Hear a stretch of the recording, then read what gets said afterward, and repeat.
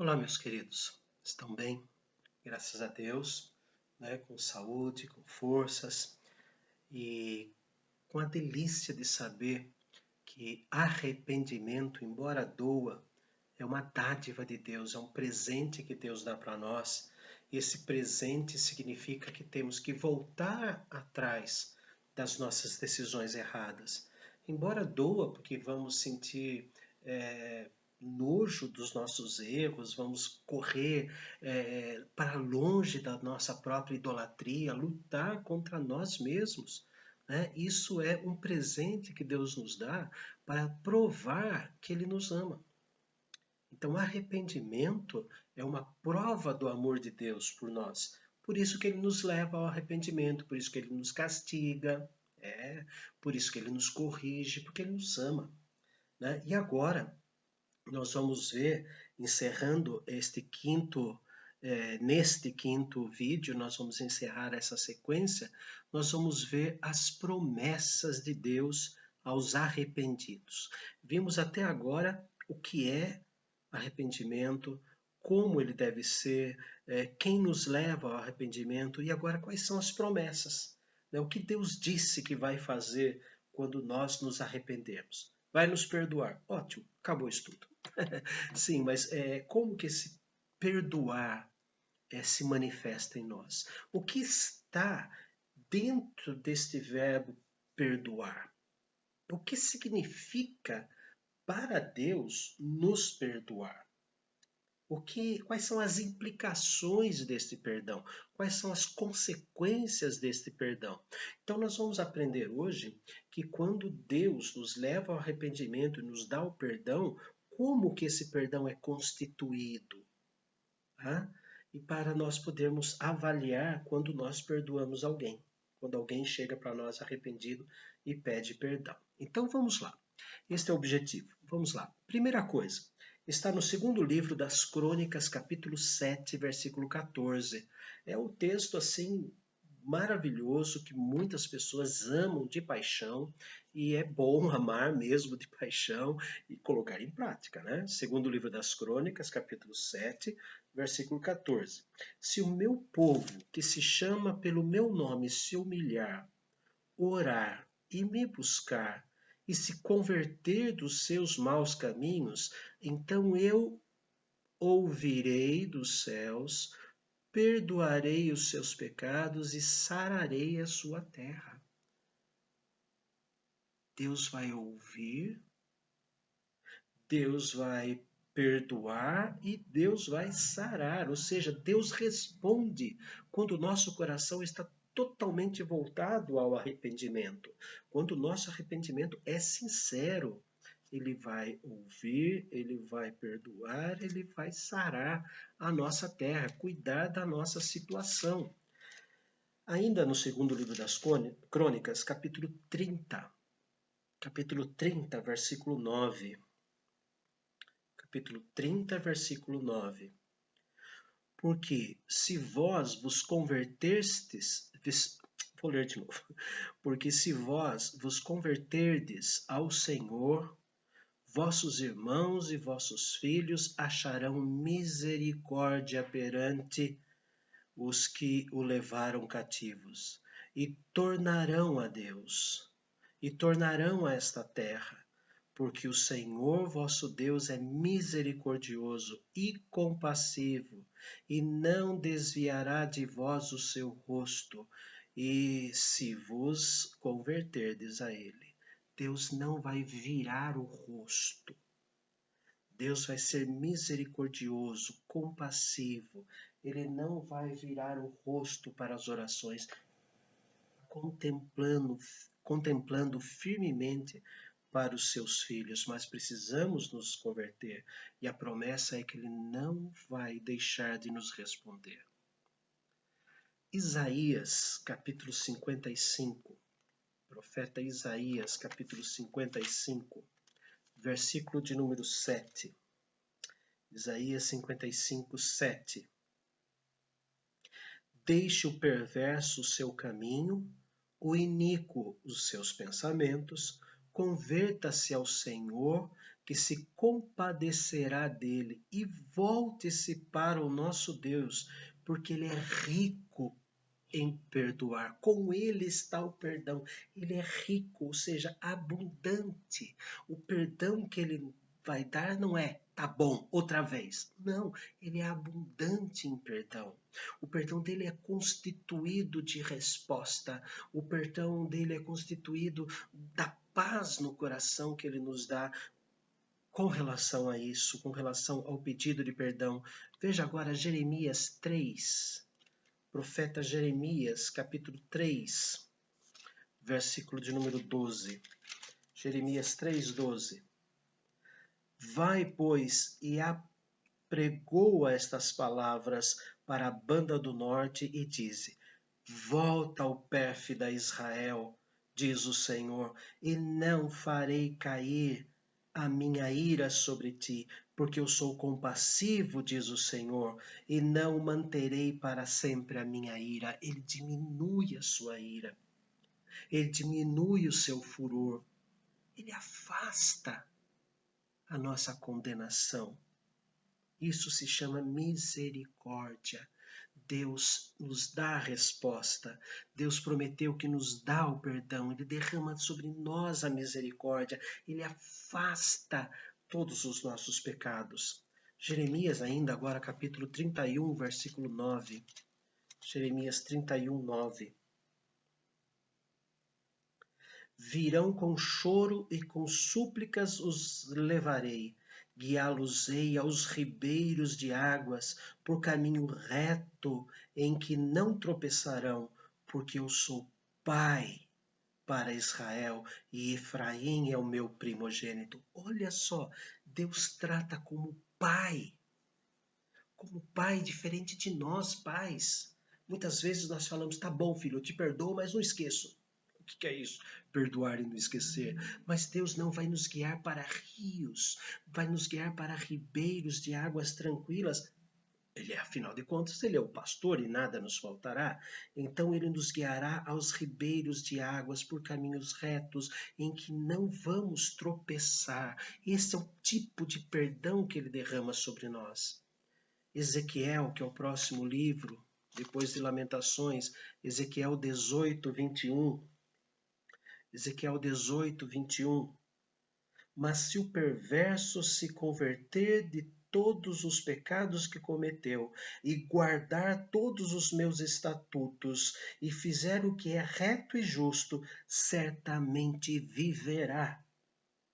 Não será morto. Ele nos dá vida. Uma vida de cabeça erguida. Uma vida com paz, com consolo. Sim, os problemas virão, continuarão vindo. Mas nós teremos o consolo, o conforto de saber que Ele é Pai perdoador. Deus nos responde à sua primeira promessa. Deus perdoa profundamente os nossos pecados. Abundantemente Ele perdoa com sua misericórdia. É a segunda promessa. A terceira promessa é que Ele nos dá vida. Ele nos faz ter gosto de viver. Ele faz com que vivamos de cabeça erguida. Ele faz com que vivamos com paz no coração. A quarta promessa, Mateus capítulo 5, no Sermão do Monte, Mateus capítulo 5, versículo 4. Bem-aventurados os que choram, porque serão consolados. Ontem nós vimos que precisamos, anteontem melhor, que choramos, temos que chorar no nosso arrependimento, chorar como quem perdeu um filho único, como quem perdeu um filho mais velho. Chorar profundamente pelos nossos erros, buscar profundamente forças, porque todos nós temos um pecado que fica ali atazanando a nossa ideia. Esta é a verdadeira figura do diabo, com o tridente cutucando cada um de nós. Todos nós temos pecados emocionais, pecados espirituais, pecados carnais. Todos nós temos e temos que lutar contra eles. E por que nós os temos? Para ser o espinho na carne, para mostrar que nós não somos super-homens, não somos mulheres maravilhas. para mostrar que todos nós somos de carne e osso e que não devemos ter a vanglória. Mas o texto fala que aqueles que choram, bem-aventurados os que choram, porque serão consolados, aquele consolo intenso, aquele consolo e conforto que somente das nuvens e dos céus podem vir para nós. Ah, como é bom saber que Deus consola, como é bom saber que Deus cuida de nós.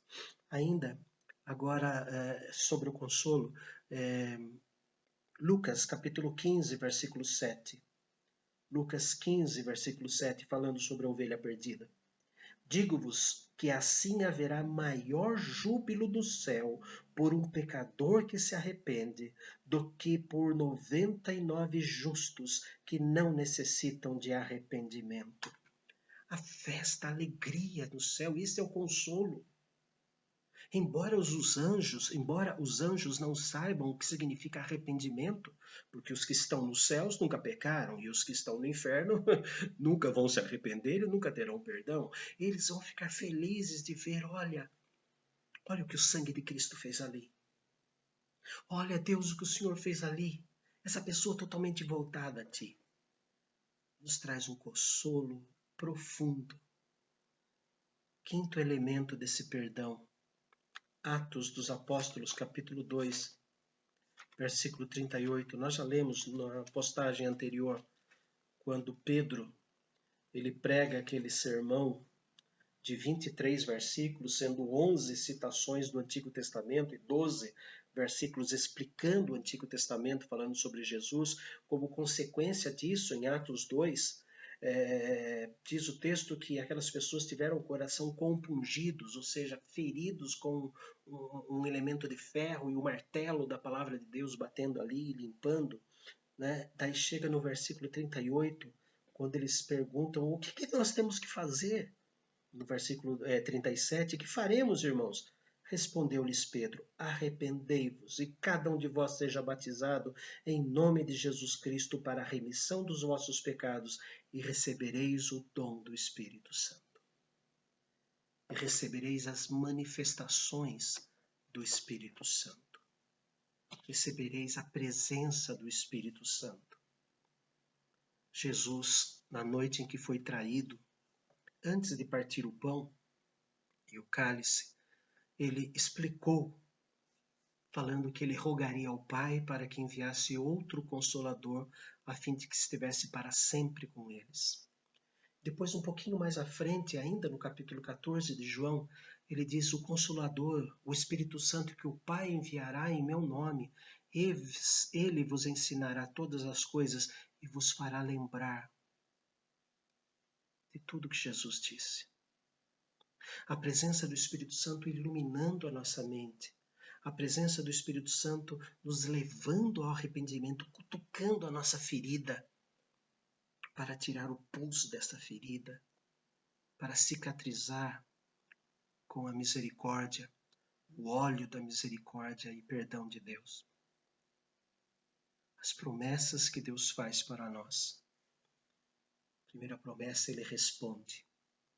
Segunda promessa, Ele derrama abundantemente o perdão. Apaga as nossas transgressões. É como se Deus não guarda na gaveta cada vez que pedimos perdão, Ele perdoa, põe um carimbo e põe na gaveta, daí nós pecamos de novo, Ele abre a gaveta, já é a terceira, é a segunda vez que Ele pega. Ele não faz isso. É como se pegasse um papel e pusesse fogo nesse papel, depois que o papel fica todo em cinzas, ele pega essas cinzas e faz assim, não tem mais como restaurar o papel, o que estava escrito ali. Ele aniquilou, ele incinerou, ele fez assim com o papel e o que estava escrito ali depois de pôr fogo. Por isso que João Batista disse que Jesus nos batizaria com fogo e com o Espírito Santo. É assim que Deus age quando nós nos arrependemos. E assim devemos agir quando aquelas pessoas que pecam contra nós se arrependem. Da mesma forma, Oração do Pai Nosso. Perdoa as nossas dívidas, assim como perdoamos aos nossos devedores. Eu quero terminar com um alerta. Ezequiel, capítulo 18, versículo 30. Ezequiel 18, 30. Aliás, Ezequiel 32. Ezequiel 18, 32. É o último texto que eu vou ler agora. Porque não tenho prazer na morte de ninguém, diz o Senhor Deus. Portanto, convertei-vos e vivei. Não há vida sem arrependimento. Não há vida sem a conversão, a mudança de postura.